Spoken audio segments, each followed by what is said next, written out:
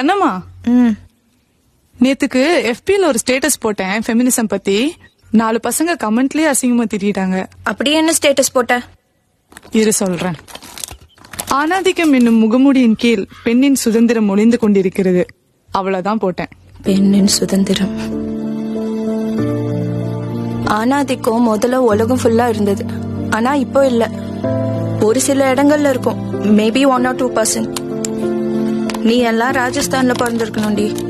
இங்க தமிழ்நாட்டுல அதுவும் இவ்வளவு சுதந்திரமா இருந்துட்டு என்ன சொன்ன? ஆணாதிக்கம் ஜாஸ்தியா இருக்குன்னு என்னையும் பேசுற. அதுவே சுதந்திரம் தான். அப்படி இல்லடி.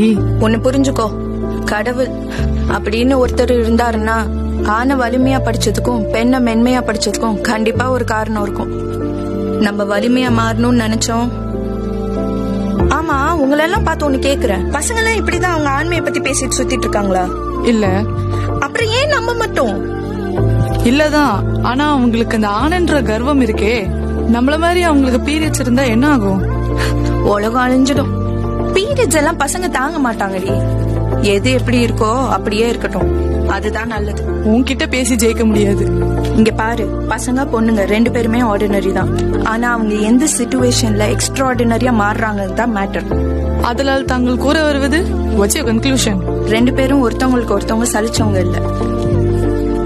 தப்புன்றது இங்கேயும் இருக்கு, அங்கேயும் இருக்கு. So what I am trying to say is, பெண்ணையும் பேசுங்க, வேணான்னு சொல்லல. ஆப்போசிட் ஜெண்டர் கொச்சப்படுத்தணும்னு பேசாதீங்க. ஏய், பேசிட்டு இருக்கும்போது என்னடி போனை நோண்டிட்டு இருக்க? Facebook டீஆக்டிவேட் பண்றேன். சரி, எனக்கு டைம் ஆச்சு. ஸ்டூடியோல டிராப் பண்ணிடு. சாங் ரெக்கார்டிங் இருக்கு.